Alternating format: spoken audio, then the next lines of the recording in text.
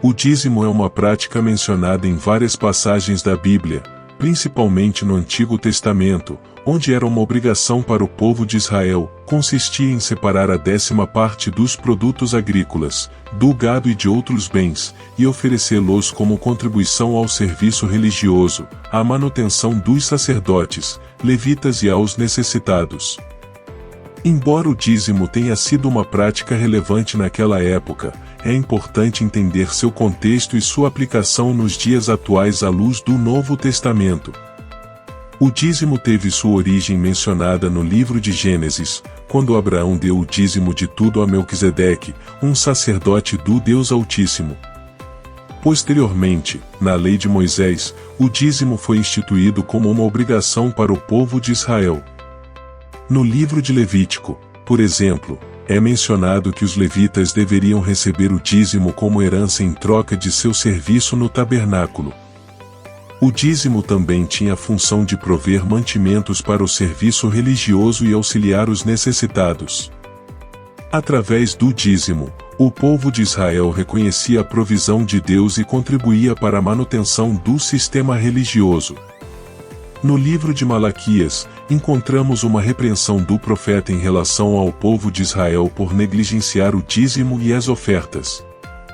Malaquias 3:10 é uma passagem frequentemente citada em discussões sobre o dízimo, onde Deus diz: "Trazei todos os dízimos à casa do tesouro, para que haja mantimento na minha casa, e depois fazei prova de mim, diz o Senhor dos Exércitos, se eu não vos abrir as janelas do céu e não derramar sobre vós uma bênção tal, que dela vos advenha maior abastança." Essa advertência revela a importância do dízimo como uma expressão de fidelidade e confiança em Deus.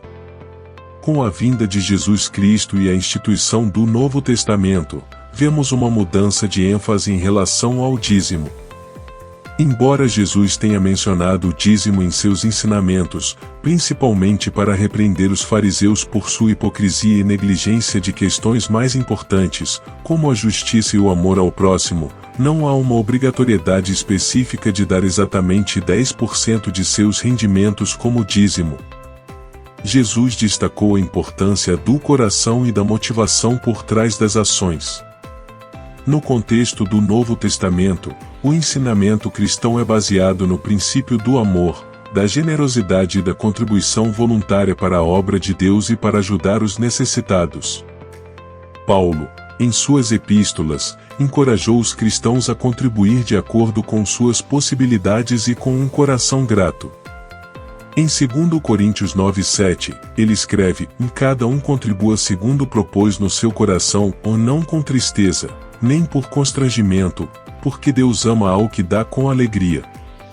Nos dias atuais, a prática do dízimo varia entre as diferentes denominações cristãs. Algumas igrejas ainda enfatizam a obrigatoriedade do dízimo como uma forma de sustento para a obra religiosa e assistência aos necessitados. Outras comunidades cristãs adotam uma abordagem mais flexível, incentivando a contribuição voluntária e consciente, sem uma porcentagem fixa. O dízimo, como mencionado na Bíblia, foi uma prática relevante no contexto do Antigo Testamento, com o objetivo de prover recursos para o serviço religioso e ajudar os necessitados. No entanto, com a vinda de Jesus Cristo e a ênfase do Novo Testamento na generosidade voluntária e na contribuição com um coração grato, o dízimo não é mais uma obrigação legal, mas uma decisão pessoal baseada no amor a Deus e ao próximo. Independentemente da forma como a contribuição é realizada, o princípio subjacente é o reconhecimento da provisão divina e a disposição de compartilhar com a comunidade de fé e com aqueles em necessidade. A Bíblia menciona o dízimo em várias passagens, principalmente no Antigo Testamento. O dízimo era uma prática comum no contexto do Antigo Israel e consistia em separar a 10ª parte dos produtos agrícolas, do gado e de outros bens, e oferecê-los como contribuição ao serviço religioso, à manutenção dos sacerdotes, levitas e aos necessitados. No livro de Gênesis, Abraão deu o dízimo de tudo a Melquisedeque, um sacerdote do Deus Altíssimo. Posteriormente, na lei de Moisés, o dízimo foi instituído como uma obrigação para o povo de Israel.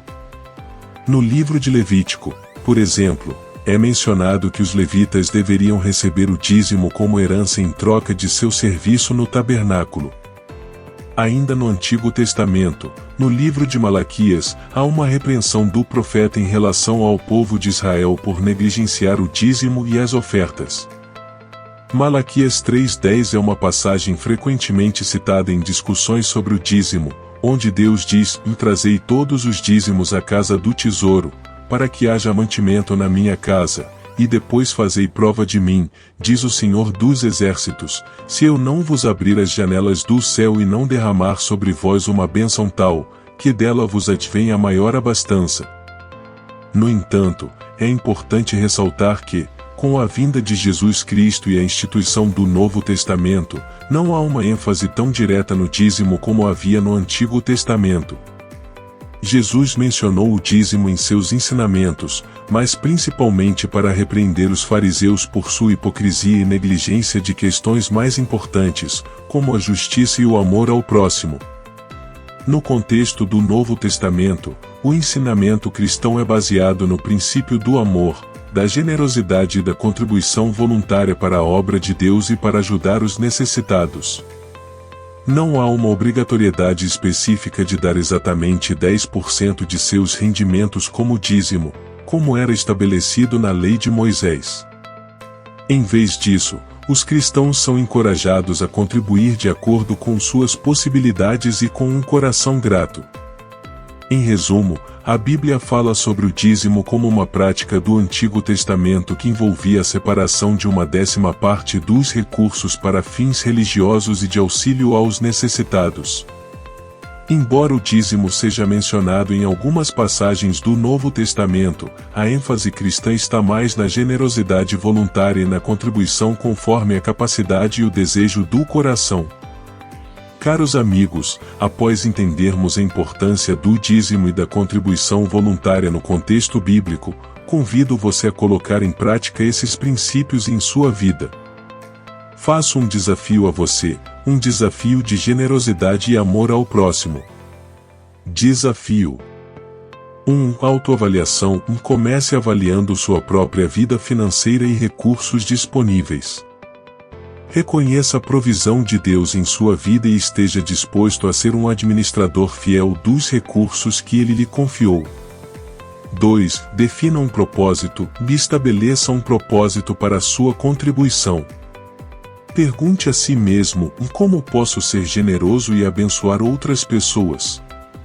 Quais projetos, causas ou necessidades desejo apoiar?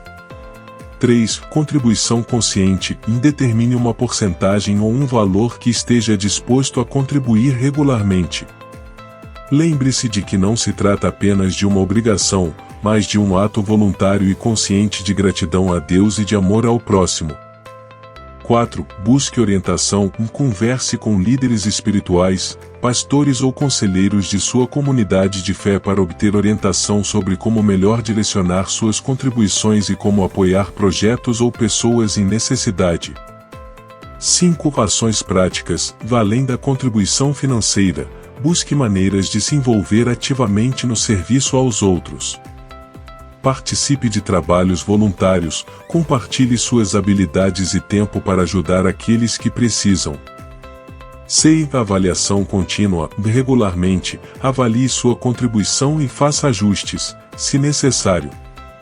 Esteja disposto a revisar suas prioridades, à medida que cresce em generosidade e em compreensão do que é ser um bom mordomo dos recursos que Deus lhe confiou. Aceite esse desafio de contribuir com generosidade e amor, colocando em prática os princípios de gratidão e serviço ao próximo. Lembre-se de que, independentemente do valor monetário, o que importa é o coração por trás da contribuição. Que o seu compromisso com a generosidade e o amor seja uma fonte de bênçãos para você e para aqueles que você ajudar.